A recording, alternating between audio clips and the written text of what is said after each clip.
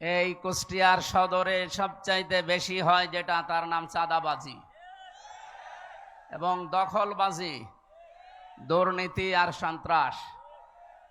আমি আপনাদের সন্তান হিসাবে, কুষ্টিয়ার মানুষ হিসাবে কথা দিতে পারি, আগামীতে আল্লাহ রাব্বুল আলামিন যদি আমাদেরকে ওই জায়গা পর্যন্ত পৌঁছিয়ে দেন আপনাদের ভোটের মাধ্যমে, আমরা এই 4টা বিষয়কে কুষ্টিয়ার মাটিতে কবর দেব ইনশাআল্লাহ।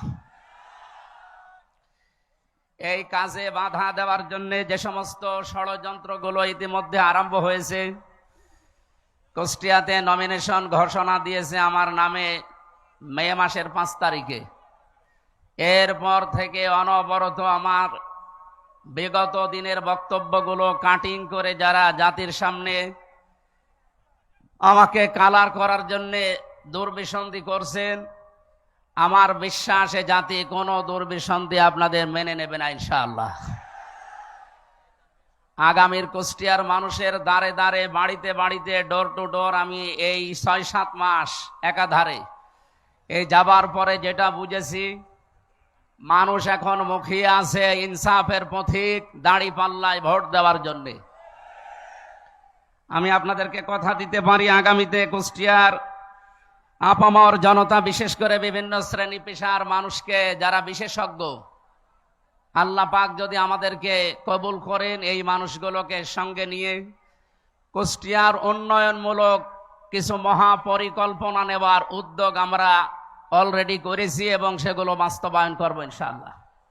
আমার নিজের পরিকল্পনায় সবচাইতে বড় বিষয়টা এসেছে, বাইরের দেশগুলোতে সফর করে আমি দেখেছি তারা নদী কেন্দ্রিক এলাকাগুলো, বিশেষ করে শহর যেগুলো নদীর পাশে, তারা এই শহরগুলোকে আল্লাহর একটা নিয়ামতে পরিণত করেছে। আমাদের কুষ্টিয়ার পাশে যেহেতু গড়াই নদী, আমরা চাই রানাখড়িয়া থেকে মেহেদিরুমি ব্রিজ পর্যন্ত এই যে বিশাল এলাকাটা, এখানে যদি টোলেনের রাস্তা এবং পর্যটন এলাকা গড়ে তোলা যায়, আমার মনে হয় কুষ্টিয়া দিন দিন একটা পর্যটন এলাকা হিসাবে খ্যাতি পাবে ইনশাআল্লাহ।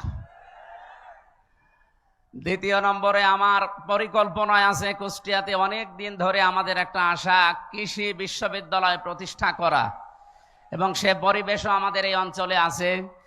আমাদের সদর এবং ইবি থানা মিলে যদি আমরা এটা বাস্তবায়ন করতে পারি, কুষ্টিয়ার চিনি কলটা যদি আবার চালু করা যায়, মোহিনী মিল এবং চিনি কলে প্রায় 1100 বিঘার উপরে জায়গা সরকারি পড়ে আছে। এই জায়গাগুলোতে যদি এই কাজ নাও করা যায়, দেশি বিদেশি সংস্থার মাধ্যমে এখানে প্রায় 10 থেকে 11,000 মানুষের বৈধ কর্মসংস্থান তৈরি করা সম্ভব। আমরা আগামীতে আপনাদের সাথে নিয়ে এই কাজগুলোতে আঞ্জাম দিতে চাই। আপনারা যদি সাথে থাকেন, আমি আল্লাহর উপরে ভরসা করে বলতে পারি, এই পাবলিক লাইব্রেরি মাঠে কুষ্টিয়াতে কিছুদিন আগে ঘোষণা দিয়েছিলাম, জামাত ইসলামী বাংলাদেশের যেহেতু এই বদনামটা আগেও নেই, এখন নেই, ভবিষ্যতেও থাকবে না ইনশাআল্লাহ, জনগণের একটা টাকা আমাদের পকেটে যাবে না ইনশাআল্লাহ। যা বাজেট হবে, সেখানকার জন্য বাজেট হবে, প্রত্যেকটি অর্থ, প্রতিটি পয়সা তার কাছে পৌঁছিয়ে দেওয়ার জন্য সেবক হিসাবে কাজ করব ইনশাআল্লাহ। দ্বিতীয় নম্বর, যে ষড়যন্ত্রগুলো বিরোধী দলের বা অন্যান্য বন্ধুরা করছেন, আপনাদেরকে আমরা আহ্বান জানাই, রাজনৈতিক মোকাবেলা রাজনৈতিকভাবে করা দরকার। ষড়যন্ত্র করে মিথ্যা তহমত দিয়ে, আমার আগে এক ভাই বলছিলেন না যে মিথ্যা প্রপাগান্ডা ছড়িয়ে, বিশেষ করে তথ্য সন্ত্রাসের মাধ্যমে সাংবাদিক নামে কিছু হলুদ সাংবাদিককে তারা টাকা পয়সা দিয়ে কিনে কিছু মানুষের বিরুদ্ধে এমন ভাবে লাগিয়েছে, সাধারণ অনেকেই মনে করে এগুলো মনে হয় 100% সত্য। আমরা এই খোলা আকাশের নিচে দাঁড়িয়ে আপনাদেরকে দ্ব্যর্থহীন ভাষায় বলছি, আমার নামে যতগুলো কথা এ যাবৎ এই 6-7 মাসে তারা নিয়ে এসেছে, এর প্রতিটি লাইন, প্রতিটি অক্ষর মিথ্যা এবং বানোয়াট।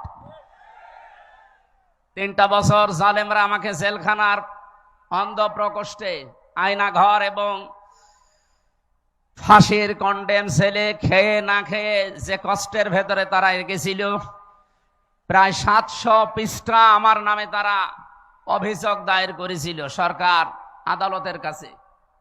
আমি এই 700 পৃষ্ঠায় পরবর্তীতে পড়ে দেখি একটা লাইনের সাথে আমার এই 33 বছর জীবনের কোনো মিল নেই। এগুলোর সব কথা, সব লাইন, সব অক্ষর ওদের নিজেদের মন মতো বানানো এবং উদ্দেশ্য প্রণোদিত।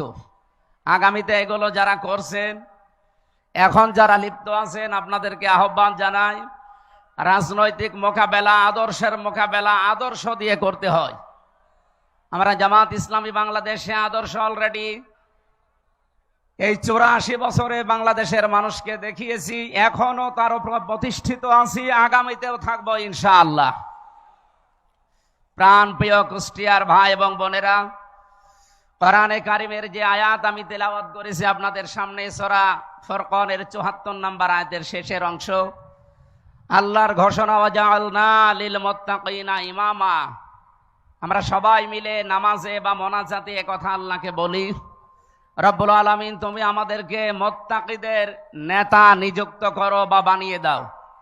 আমার মনে হয় কুষ্টিয়া সহ বাংলাদেশে এবার সৎ, যোগ্য এবং নির্ভীক নেতা নির্বাচনের সময় অলরেডি এসে গেছে। নির্বাচন ফেব্রুয়ারির 12 তারিখে। এবার যদি এই সিদ্ধান্ত নিতে আমরা ভুল করে ফেলি, আমার মনে হয় 17 বছর না 34 বছরও আমাদের ভাগ্যের চাকা আর খুলবে না। এজন্য উদারত আহ্বান জানাচ্ছি, আগামীতে উন্নয়নের স্বার্থে দেশ, জাতি এবং ইসলামকে এই দেশে প্রতিষ্ঠা করার জন্যে সৎ, নির্ভীক এবং যোগ্য নেতৃত্ব বেছে নেওয়ার আহ্বান জানিয়ে আমার সংক্ষিপ্ত কথা যেগুলো বলেছি এগুলোর উপরে কাজ করার তৌফিক কামনা করে আমরা শেষ করছি। আমাদের আমিরে জামাত অলরেডি নেমে পড়েছে, 5 মিনিট হয়ে গেছে। উনি এখন শুধু পুলিশ লাইন থেকে পর্যন্ত আসতে 4-5 মিনিটই লাগবে, উনি অলরেডি চলে এসেছে। আল্লাহ আমাদেরকে কবুল করুন, আজকের এই অনুষ্ঠান আল্লাহ যেন মঞ্জুর করেন, আমিন। বারাকাল্লাহু লানা ওয়া লাকুম ফিল কোরআনিল আযীম। আসসালামু আলাইকুম ওয়া রাহমাতুল্লাহ।